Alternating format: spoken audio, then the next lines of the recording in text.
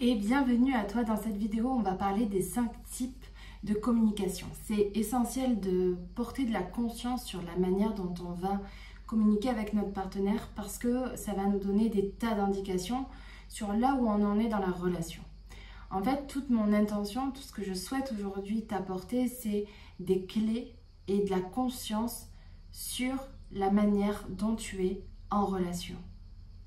Parce que généralement, on va réagir, juger les comportements sans comprendre pourquoi on a ce type de comportement. Et donc, quand on comprend ces 5 types de communication, on va pouvoir regarder cela avec... Et c'est ça que moi, je t'invite vraiment aussi à faire, c'est d'observer, de prendre conscience donc, de ces 5 types de communication et de voir quel type est en lien avec toi, mais avec vraiment un discernement, avec un recul. C'est-à-dire de ne pas rentrer dans l'émotion directement.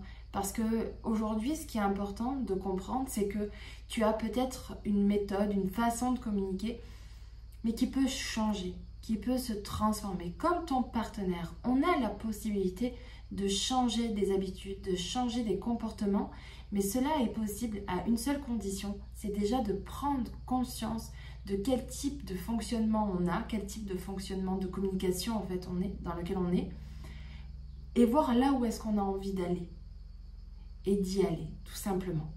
Voilà. Donc, je t'invite à prendre un stylo, tu mets pause sur pause de la vidéo, tu prends un stylo, tu prends une feuille, un papier, ce que tu veux, et tu vas prendre des notes. Parce que le but, si tu regardes cette vidéo, c'est que potentiellement, tu vis des difficultés dans ta relation ou que tu aimerais l'améliorer, mais tu ne sais pas comment. Donc là, je vais te livrer des tas de choses, des tas de conseils, vraiment de la valeur, en fait, pour que tu puisses te rendre compte déjà de là où tu en es et où est-ce que tu as envie d'aller. Voilà, tout simplement. Allez, on commence. La première, donc c'est du, entre guillemets, du moins bien au mieux, ok? Donc le premier level, le plus bas, c'est l'écoute passive. Là, tu vois, l'écoute passive, c'est une écoute où en fait, on n'y est pas du tout. C'est-à-dire qu'on entend un bruit de fond. Tu vois, l'histoire un peu de l'aquarium. J'entends l'aquarium au fond, mais je ne sais pas trop ce qui se dit, je ne sais pas trop ce qui se passe. Quand notre partenaire s'adresse à nous et qu'on n'est pas du tout dans l'écoute, là, si tu veux, inconsciemment, on transmet vraiment le « je m'en fous ». Je m'en fous de toi. Je ne te mets pas du tout une considération quelconque. Je suis occupée à faire ce que je fais, mais je ne t'écoute pas du tout. En soi, vous avez le droit, tu as le droit de ne pas du tout écouter ton partenaire, de ne pas avoir le temps de l'écouter.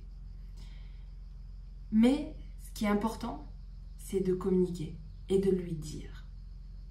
Parce que ce qui peut se passer là, c'est que tu t'énerves, tu te dis « Ah, ça va, j'ai pas le temps, tu me saoules, tu me parles, là, tu vois bien que je suis occupée. » Non.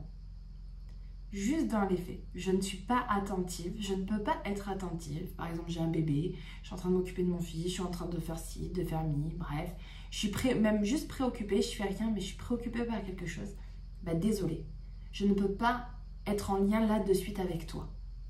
Et simplement de faire ça, ça vous permettra en fait de rassurer l'autre, de lui dire je te vois, je t'entends, enfin je t'entends de loin, mais je ne suis pas là en fait, je peux pas maintenant. Et donc ça va le rassurer parce qu'il va se sentir reconnu. Ok? Et si c'est dans l'autre sens, si par exemple vous êtes en train de parler, que vous voyez que votre partenaire ne vous calcule pas du tout, vous pouvez justement rentrer en communication avec lui et lui dire « T'as pas le temps? C'est pas grave, je reviendrai te voir. » Et de ne pas le prendre personnellement. Et ça va être ça en fait dans la communication. C'est aussi de porter l'œil sur l'autre, de là où il en est, de là où il se trouve, tout comme vous. De vous donner la légitimité de pouvoir être ouverte à l'autre comme de ne pas pouvoir l'être. C'est complètement juste, tout est juste. Mais il faut apprendre aussi à le verbaliser et à le communiquer. Donc la première écoute, le premier type de communication, le plus bas, donc c'est cette écoute passive. Le deuxième, ça va être l'écoute multitâche, c'est-à-dire que je suis vraiment préoccupée, je t'entends, je suis la communication, je peux même répéter ce que tu as dit, mais j'y porte aucune valeur. C'est-à-dire que je t'entends de loin, c'est genre mon cerveau qui est en mode robot, mais je ne t'écoute pas, en fait. Et donc là, pareil, on est dans un désintérêt. C'est-à-dire que certes, vous l'avez entendu, mais vous n'êtes pas présent à l'autre. Ok? Vous n'êtes pas dans l'écoute, vous n'êtes pas du tout avec lui. Parce que déjà, vous êtes préoccupé à faire plein de choses. Et c'est complètement ok. Et à la fois, vous ne pouvez pas, parce que ça c'est un peu l'objection qu'on pourrait me donner, c'est qu'on pourrait dire en fait dans ce moment-là, c'est mais je t'écoute, je t'entends. Mais c'est pas ça la relation. C'est pas je t'entends entre je suis en train de faire à manger et le repassage en même temps, quoi. Non. Voyez? Parce qu'il y a des moments où c'est important de s'écouter. C'est de s'entendre. Voilà.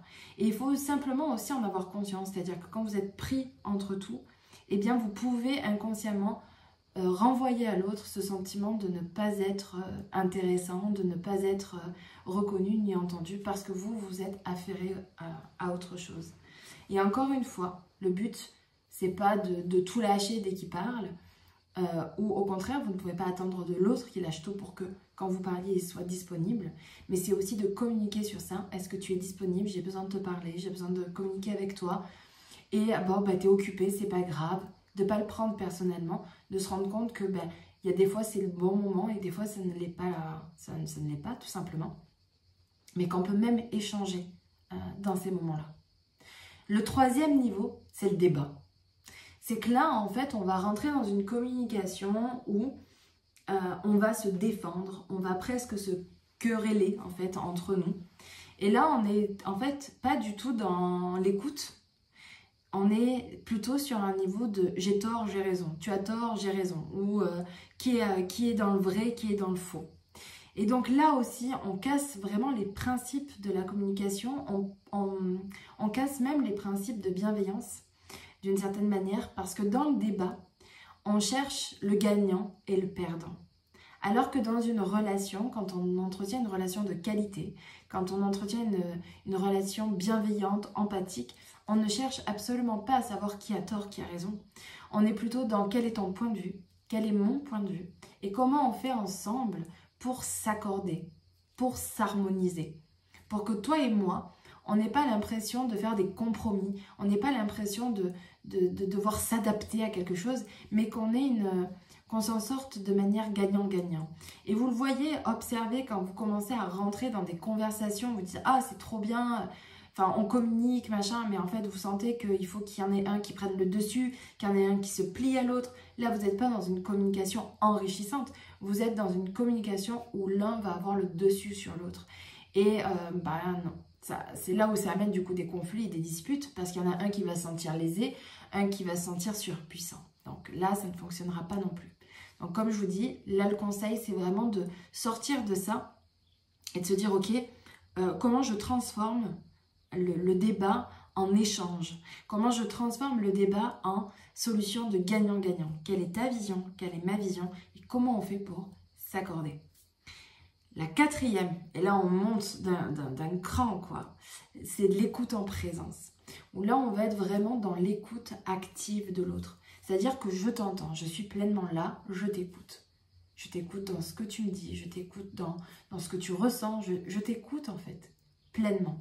Et là, quand vous rentrez dans ce type de conversation, en fait, ça vous demande de lâcher le mental. On dit de ne pas chercher à répondre. Vous savez, on passe beaucoup de temps quand on écoute quelqu'un à savoir qu'est-ce qu'on va lui répondre. Ça n'a pas de sens, ça n'a pas d'intérêt, c'est pas grave. Vous voyez, ça, quand on cherche à répondre à l'autre, c'est que d'une certaine manière, il y a une part à l'intérieur de vous qui a envie d'avoir gain de cause ou qui a envie de répondre. Vous voyez, ce truc de vouloir réenchérir sur quelque chose. Mais il n'y a pas forcément à réenchérir et puis il n'y a pas. Il y a simplement à écouter. Et puis après, quand on a fini d'écouter, on revient à soi.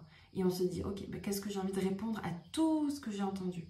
Parce que la problématique qui peut se poser quand on est dans une écoute, surtout quand on va rentrer dans l'écoute débat en fait, c'est que, parce que c'est ça le challenge, c'est de sortir du débat pour rentrer dans l'écoute en présence, c'est que dans le débat en fait on va chercher à répondre, et comme on va chercher à répondre, on ne va plus être dans l'écoute active. Parce que je vais être en moi et je ne vais plus être en lui. Donc le but c'est de vraiment rentrer dans lui, d'écouter ce qu'il a à dire en fait, d'être focus sur lui, sur sa vision, s'interroger sur ce qu'il vit, vraiment rentrer comme si vous étiez un petit enfant en fait. Qu'est-ce que tu vis? Qu'est-ce que tu ressens? Je comprends pas. Vraiment d'être dans l'accueil en fait. Vraiment dans l'accueil de ce que l'autre a à déverser et à déposer pour vous. C'est essentiel pour rentrer vraiment dans une relation de plus en plus consciente, dans une relation vraiment en lien. Pas avec deux individus qui sont vraiment dans leur monde, parce que ça c'est le plus gros des problèmes et le fléau aujourd'hui des relations, c'est que en fait c'est deux personnes qui composent soi-disant un couple, mais qui sont vraiment dans leurs deux mondes et qui ne font pas le lien. Et on commence à rentrer en lien, non pas dans le débat, parce que dans le débat vous êtes pareil, mais vous êtes positionné dans vos deux mondes, c'est dans l'écoute active, parce que là en fait intentionnellement, je pose vraiment mon intention de rentrer en fait dans ta vie, dans ta bulle, dans ce que toi tu vis, dans ce que toi tu ressens. Et ça c'est merveilleux. Et là où vous allez encore plus rentrer en connexion, c'est avec dans le cinquième type de communication, c'est la communication d'ouverture de conscience. C'est-à-dire que je t'écoute, mais je ne fais pas que t'écouter.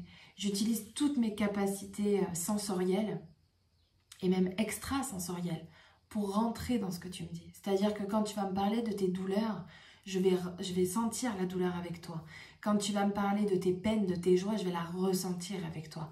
Quand tu vas m'exprimer, je vais en fait complètement ouvrir tous mes sens. C'est-à-dire que je vais arrêter de me protéger. Tu vois, c'est ça qui est en fait fabuleux. C'est pour ça que je vous dis, que je vous répète que la relation est un portail d'élévation personnelle. Parce que vous imaginez, quand vous apprenez au travers de votre relation avec votre partenaire à vous ouvrir comme ça, en fait, vous apprenez en fait à vous-même à péter toutes les barrières, à arrêter de débattre. Ça veut dire arrêter de vouloir vous protéger.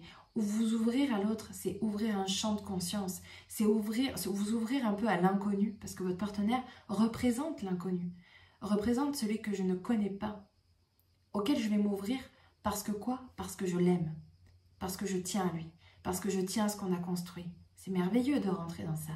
Et quand on rentre du coup dans cette cinquième type de communication, c'est que là en fait, la communication c'est pas un jeu de ping-pong. C'est un jeu de pleine conscience où je m'ouvre à toi et je goûte à ce que tu es en train de vivre. Je goûte en fait à ce que tu es en train de me raconter, de me partager. Tu es en train de pleurer, je le ressens en moi. Tu es en train de vivre une émotion, je la vis avec toi. Et là, je rentre dans un lien, dans une unicité avec toi. Et c'est ça qui est merveilleux. Voilà. Et quand on arrive dans des degrés de communication, on rentre dans ces espaces-là, c'est pas tout le temps. En fait, on passe dans les 5, tout le temps. Le but, c'est déjà d'en avoir conscience. Et là où c'est challengeant, et la plupart des gens, c'est qu'on s'arrête au débat. On ne va pas plus loin. L'écoute en présence, c'est la 4e. On a du mal, parce qu'on a toujours envie de répondre. Et la 5e, c'est qu'on va péter les barrières pour ressentir avec l'autre ce qu'il est en train de vivre. Et mon challenge, moi, ce que j'aime, ce que j'adore en fait faire, c'est d'arriver dans ces écoutes de présence et d'écoute active et des écoutes d'ouverture comme ça, parce que c'est rentrer dans une forme finalement de spiritualité. Parce que, pourquoi? Je m'explique, parce que ça peut être un peu bizarre ce que je vais vous dire là, mais c'est parce que quand on rentre dans ce type de communication, on accepte de s'oublier soi un instant. Donc ça veut dire que j'ai pleinement conscience d'exister. J'ai tellement confiance en moi que je m'autorise à aller vers toi, à rentrer dans ton monde. Parce que c'est comme si mon cordon ombilical avec moi-même était tellement là, était tellement fort, que je me donne l'autorisation d'aller dans ton monde, parce que je ne m'y perdrai pas, parce que je sais qui je suis, je me connais, je m'aime. Donc je peux rentrer dans ton monde, parce que ça ne m'empêchera jamais de poser mes limites, ça ne m'empêchera jamais de m'aimer moi, en fait, et de me respecter, de me valoriser, de me considérer. Je te comprends, mais je me connais aussi. Et de m'ouvrir après dans cette communication d'ouverture comme ça, là, c'est que je pète les barrières qui pourraient m'empêcher qui pourraient me pousser justement à me protéger de ce que je pourrais ressentir parce que trop émotionnel, trop sensible. Non, non, en fait, justement, j'utilise ma sensibilité au service de l'autre, de la relation et donc de moi. Voilà les 5 types de communication. J'espère que ça aura pu vous aider et n'hésitez pas à revenir vers moi parce que si vous avez des questions, si vous voulez savoir comment on peut faire pour changer ça, si vous avez même des difficultés, n'hésitez pas à revenir vers moi, j'échangerai avec vous avec grand plaisir.